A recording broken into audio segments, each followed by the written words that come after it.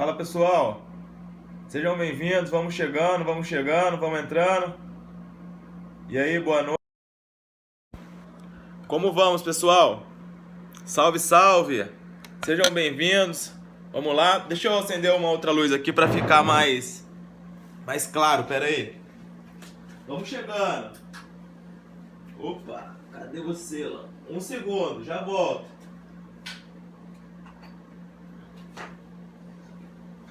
Pitocão já tá aqui, apostos também. E aí, como estamos? Muito estudo, boa noite, contabilidade, vamos lá. Pitocão vai dar boa noite dele. Dá boa noite, Pitoco. Opa! Pitocão também quer dar boa noite pra todo mundo. Pitocão gosta de contabilidade, sabe tudo. Acabou de jantar, Pitocão. Aqui em casa a gente faz tudo no mesmo horário, incrível. A gente janta no mesmo horário, faz atividade física no mesmo horário, acorda no mesmo horário. Eu e o Pitoco aqui é parceria pura. Bom, vamos, e aí, alguma novidade? Como é que estão os estudos aí? Pitoco tem 5 anos já é um adulto, tá cheio de areia. Hoje a gente foi pra praia jogar futebol e aí começou a chover, coitado, ficou lá na chuva. Rendendo, né? Muito bom. Vamos subir no coraçãozinho aí, galera. ICMS Rio tá difícil, hein? ICMS Rio tá difícil. Não tem nem salário. Mas esse momento de crise que os vencedores surgem. Agora é hora de investir.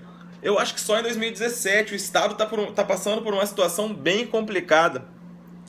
Esses dias não tinha dinheiro nem para pagar o pessoal que faz manutenção no ar-condicionado. A gente ficou trabalhando sem ar-condicionado. Acreditem se quiser. A gente ficou trabalhando sem ar-condicionado.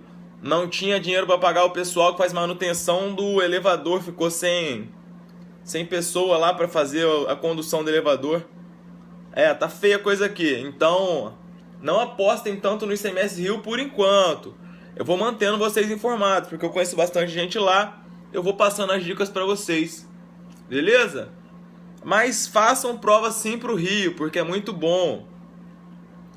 Agora ISS Goiânia eu acho que não vai ser tão difícil como Niterói a prova, porque a Universidade Federal de Goiânia não tem essa tradição de fazer provas tão complicadas, né? A gente não sabe, né? Na verdade ela não tem tradição em provas da área fiscal. Então o que a gente pode falar? Nada, a gente não tem como afirmar. Ela já fez algum concurso fiscal de grande porte? Acho que não, né? Então, agora o que sai esse ano? Não dá pra saber. Porque São Paulo, a gente teve 800 vagas, não foi? Em 2013. Rio, a gente teve 2007, 2008, 2009, 2010, 2011 e 2014. Tivemos Santa Catarina em 2010, tivemos Pernambuco, tivemos ISS Recife, tivemos Piauí, tivemos Espírito Santo em 2013. Então, falam talvez no ICMS Bahia, né? Ceará, que o último foi em 2006, que foi um concurso feito pela ESAF. O que é mais? Rondônia, o ISS Porto Velho, não sei, falaram também que é possível sair. Então, é manter as apostas nisso aí, é continuar estudando. Se você quer fazer ICMS, continue estudando Lei Geral do ICMS, continue estudando as matérias afins com ICMS, estuda mais contabilidade avançada, que geralmente cobra mais. E aí, vamos mantendo. Eu acho assim, eu, por exemplo, particularmente, eu nunca estudei para Receita. Então, eu não estudei para Receita, eu sempre estudei para ICMS. Então, se eu estivesse estudando, eu continuaria estudando para ICMS. Mas, quem está estudando para Receita, continua estudando para Receita, se surgir alguma coisa, faz.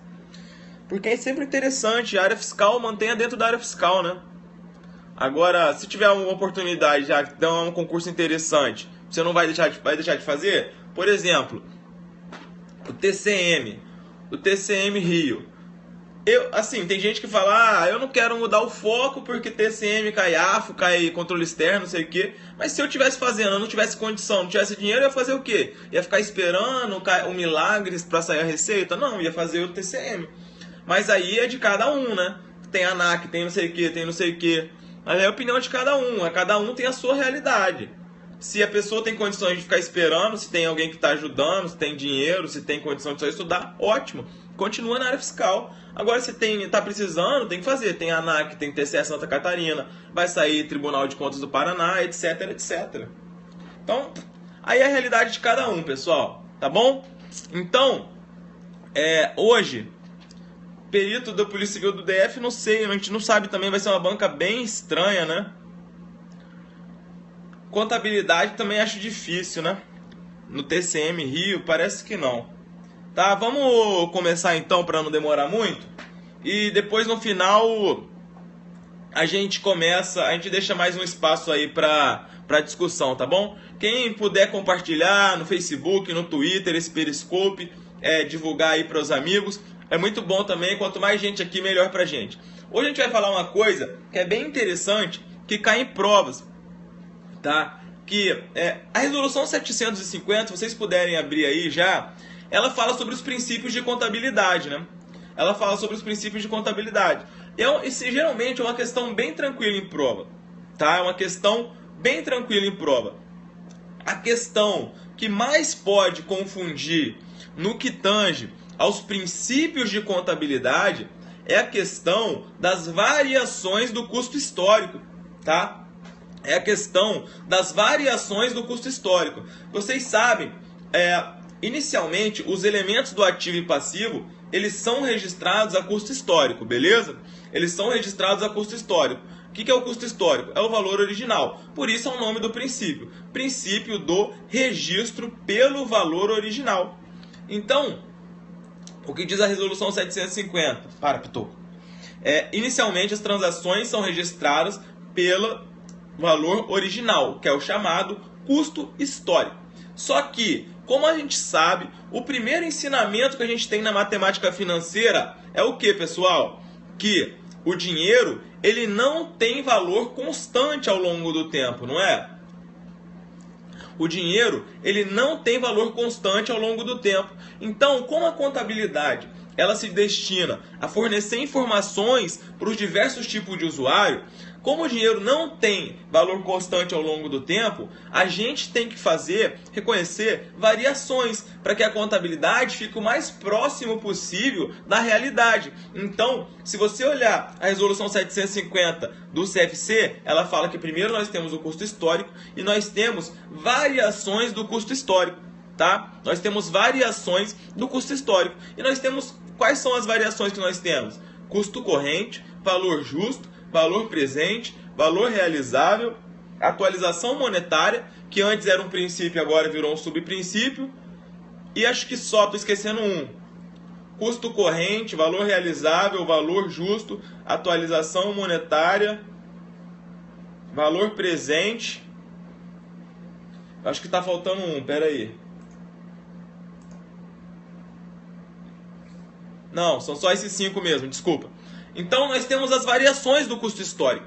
E aí, o que mais pode complicar na sua prova é justamente, tá, saber a diferença entre custo corrente, valor realizável e valor justo. Então, a gente vai falar rapidamente aqui para você, para não confundir isso, ok? Porque já caiu isso em prova e é bem interessante. Então, vamos olhar primeiro a resolução 750. Olha só.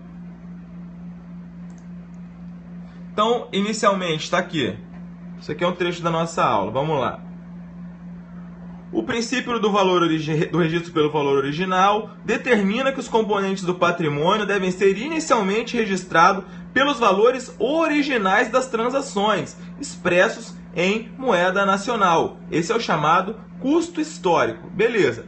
E aí é o que a gente falou, depois nós temos variações no custo histórico. E olha o que diz o inciso 2. Uma vez integrado ao patrimônio, os componentes patrimoniais, ativos e passivos, podem sofrer variações decorrentes dos seguintes fatores. E aí vem o primeiro fator, que é o chamado custo corrente. E ele fala o seguinte: os ativos são reconhecidos pelos valores em caixa ou equivalentes de caixa, os quais teriam de ser pagos se esses ativos ou ativos equivalentes fossem adquiridos na data ou no período das demonstrações contábeis, Os passivos são reconhecidos pelos valores em caixa ou equivalente de caixa, não descontados, que seriam necessários para liquidar a obrigação na data ou no período das demonstrações contábeis. Então aqui primeiro a gente tem o custo corrente. A primeira coisa que a gente tem que entender é o chamado custo corrente. Então o que é o custo corrente, pessoal? É o seguinte, a palavra-chave para você entender o custo corrente e saber na sua prova que se trata do conceito de custo corrente é você procurar a palavra demonstrações contábeis, tá bom? Você vai procurar a palavra demonstrações contábeis. Por exemplo, vamos supor que nós somos uma fábrica de automóveis, tá? Nós somos uma fábrica de automóveis e a gente compra estoque de matéria-prima para fabricar automóveis. A gente compra estoques. E aí, esses estoques, chegou na data do balanço, a gente tem uma regra que é válida para os estoques, que está na Lei 6.404. Essa regra, ela fala o seguinte, olha lá. Lei 6.404. Espera aí. Aqui. Ó, artigo 183. No balanço, os elementos do ativo serão avaliados segundo os seguintes critérios. Aí vamos para o inciso 2.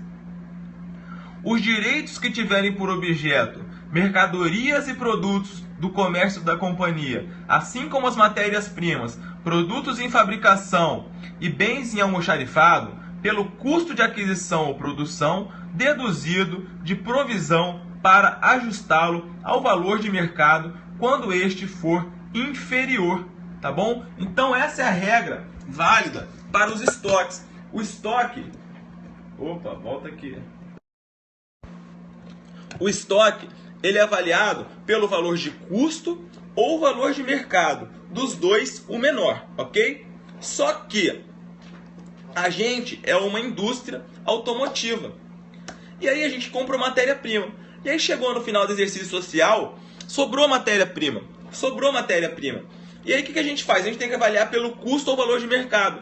Só que a gente vende carro. A gente não vende matéria-prima que a gente utiliza para fabricar esse carro. Então, provavelmente, a empresa ela vai ter uma dificuldade grande em poder fazer uma avaliação dessa matéria-prima a valor de mercado, entenderam? Ela não é vendedora dessa matéria-prima. Então, muitas vezes esse valor de mercado que ela obtém não condiz com a realidade. Não é o valor de mercado que é pretendido pela lei, pelo artigo 183, inciso 2 da Lei 6.404. Então o que acontece? Nesse caso, como ela não é revendedora de matéria-prima, aí vem o conceito de custo corrente, que fala o seguinte, olha, como você tem um custo e você não é revendedor de matéria-prima, você não consegue avaliar por quanto você vai vender isso muito bem no mercado, você não tem um parâmetro fidedigno, você vai usar o preço de reposição, que é por quanto você adquiriria aquela matéria-prima na data das demonstrações contábeis. Entenderam?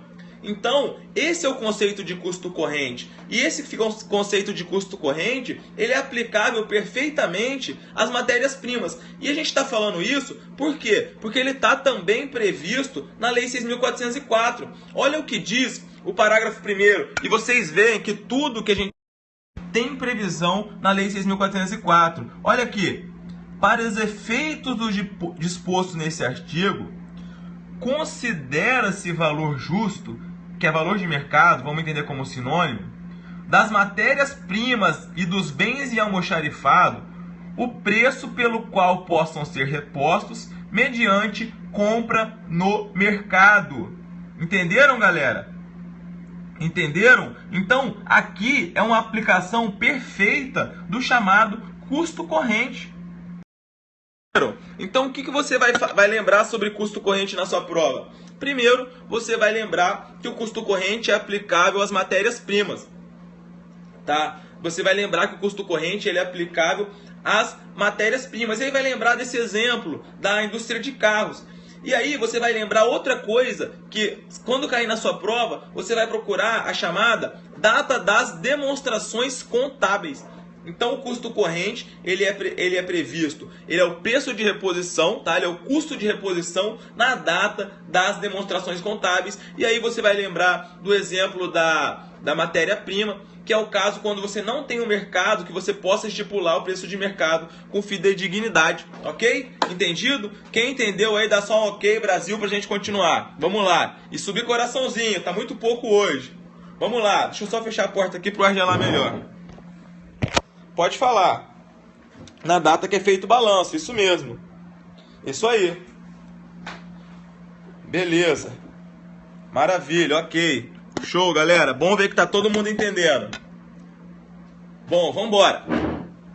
Então, muito bom quem entendeu isso daí. Agora, continuando.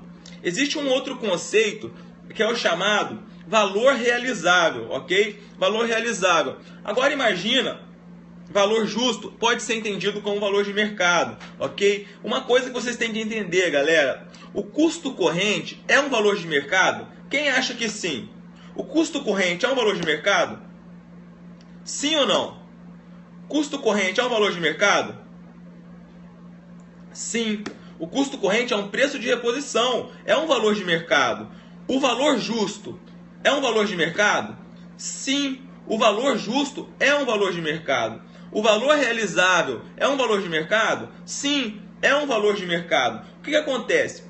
A Lei 6.404, quando ela foi elaborada em 76, ela não tinha a tamanha evolução como a contabilidade tem hoje. Então, tanto o custo corrente como o valor justo, como o valor realizável, eles podem ser considerados valores de mercado. Por quê? Isso não vai contra a Lei 6.404, porque a Lei 6.404 ela é de 76, é a época que ela foi elaborada.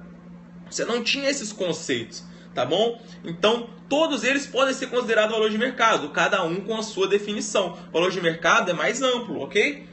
Entendeu? Então, beleza, continuamos, já entendemos o conceito de custo corrente, agora vamos para valor realizável. Nosso primeiro exemplo, a gente era uma indústria que fabricava carro, agora a gente é uma concessionária que só tem a gente, tá? Só tem a gente numa cidade. Vamos supor que a gente é concessionária da Toyota e só tem a gente na cidade. Eu pergunto, você só tem a gente de concessionária da Toyota. O valor, você vai poder praticar um preço de mercado, se você quiser, maior do que o valor geral de mercado em outros lugares? Você pode? Só tem você, é monopólio. Você pode vender pelo preço que você quiser, não pode? As pessoas vão comprar se quiser. Mas o valor realizável, ele é um valor de mercado específico, tá bom? É um valor específico para a entidade. Então, o valor realizável, ele é um valor de mercado que é específico. É o quanto você consegue vender aquilo. É a sua empresa. É o caso específico da sua empresa. Então, se você quiser ver uma aplicação do valor de mercado, você vai no CPC 16, desculpa, item 9, que fala: os estoques regidos por esse pronunciamento são avaliados pelo custo ou valor realizável líquido, dos dois o menor. Então, o valor realizável, ele é o valor específico por quanto aquela entidade consegue vender determinada mercadoria. Vamos olhar como que isso está na resolução 750. Fala assim: valor realizável. Os ativos são mantidos pelos valores em caixa ou equivalentes de caixa, os quais poderiam ser obtidos pela venda em uma forma ordenada.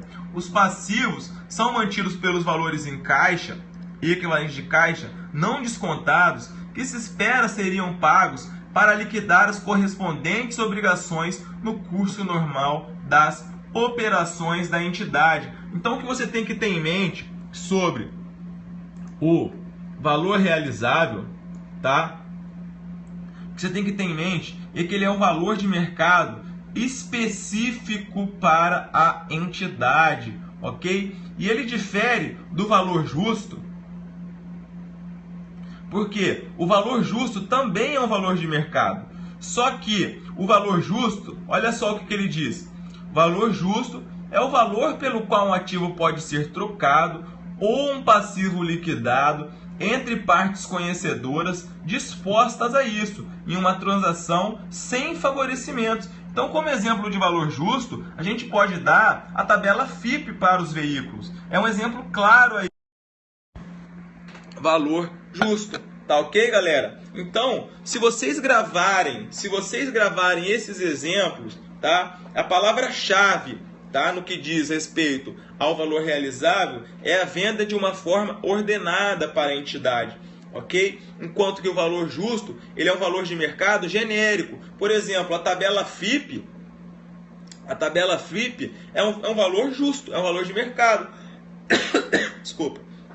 Então, gravem esses 3 exemplos. No caso do custo corrente, gravem o exemplo da montadora, tá? A gente é uma indústria que compra matéria-prima e não consegue avaliar essa matéria-prima. No exemplo do valor realizável, vocês gravem uma concessionária que vende veículos e só tem ela na cidade, ela tem um monopólio. Então ela não vai praticar necessariamente o valor da tabela FIP. E o valor justo, vocês podem gravar como sendo o valor da tabela FIP para os veículos. Beleza, galera? Então hoje, basicamente era só isso que a gente queria falar, para que vocês entendessem a distinção entre essas 3 variações do custo histórico. Então se você entendeu isso, a gente vai se dar por satisfeito, ok? O valor realizável líquido é o valor de venda menos as despesas de venda. É o valor líquido de despesa de venda. Tá bom? Então quem entendeu, manda um ok aí, só pra gente ficar contente. Vamos lá. Ou Brasil, ou coraçãozinho. Hoje tá subindo pouco, tô achando que a galera não tá entendendo.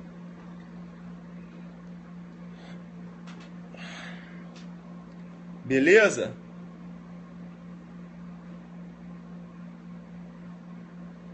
Manda mais ok aí, tá pouco, vamos lá. Tem mais de 60 pessoas aqui, tinha 80. Manda uma mãozinha, qualquer coisa.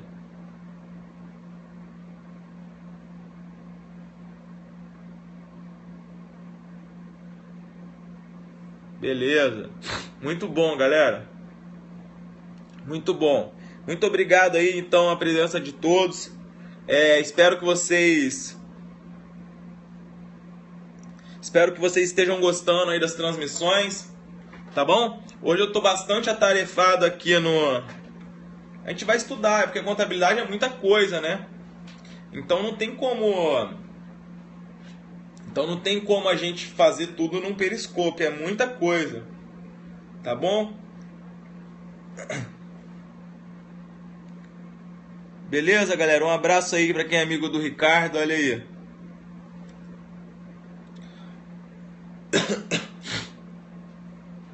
Vamos lá. Eu não tô ligado não, é porque eu tô fazendo uma aula pro OAB aqui, tem que gravar uns vídeos ainda. Tô meio ruim da garganta. Então, todo mundo faz a mesma pergunta. Pitoco tá aqui, ó. Pitocão. Pitoco? Ei, Pitoco não quer papo não. Então, não sei o que vai ser amanhã ainda. Não sei. Não sei, a gente tem que... Eu posso fazer mais pronunciamento. É porque são vários assuntos, então... Tem pessoas em todos os níveis aqui, então... Quem quiser dar sugestões aí, a gente aceita. Valor presente. Pitoco é vida boa, Pitoco é só praia, dormir, comer, ir pra barzinho. Quem tá perguntando se eu sou contador? Não, sou administrador. Mas estudo contabilidade há mais de 11 anos. Se essas questões caem muito no CESP, caem. Eu já falei um pouco sobre o artigo 183, parágrafo 3º. Então não vou voltar agora não, galera. Posso falar depois. Quem quiser depois olhar a revisão que eu fiz para o ISS Niterói, que está no canal que eu tenho no YouTube, eu falei um pouco sobre teste de recuperabilidade, tá bom? Então, ontem o que eu falei, reserva de lucros a realizar, foi até uma sugestão de um aluno aqui. Eu nem sei se ele está assistindo, mas foi sugestão dele.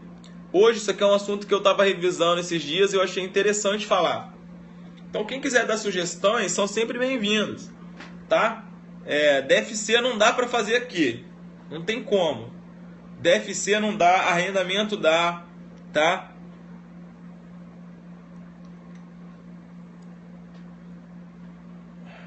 DVA não dá, DVA tem que fazer uma aula também para colocar no YouTube. DVA, DFC não dá para fazer aqui, não tem como, acho difícil. Até dá, DVA acho que até dá, mas DFC não dá. DFC todo mundo precisa, né? Eu vou fazer uma aula sobre DFC então e vou postar no YouTube. Todo mundo aqui, quem quiser depois, adiciona lá meu canal no YouTube, Gabriel Rabelo. Tem alguns vídeos já, mas eu vou colocar então eu vou tentar fazer isso. Vou fazer no final de semana que vem, pode ser? Então eu vou gravar uma aula de DFC e vou colocar para vocês no YouTube, tá? Então vocês podem me cobrar. Aí a gente vai falando várias coisas aí, ok? Então acho que basicamente era isso. Agradeço aí todo mundo que ficou até agora, aí 10h30. Esse horário tá tranquilo, né, para todo mundo. Fernanda, sempre tá todo dia aí, né, Fernanda? Obrigado. Beleza. Beleza, pessoal.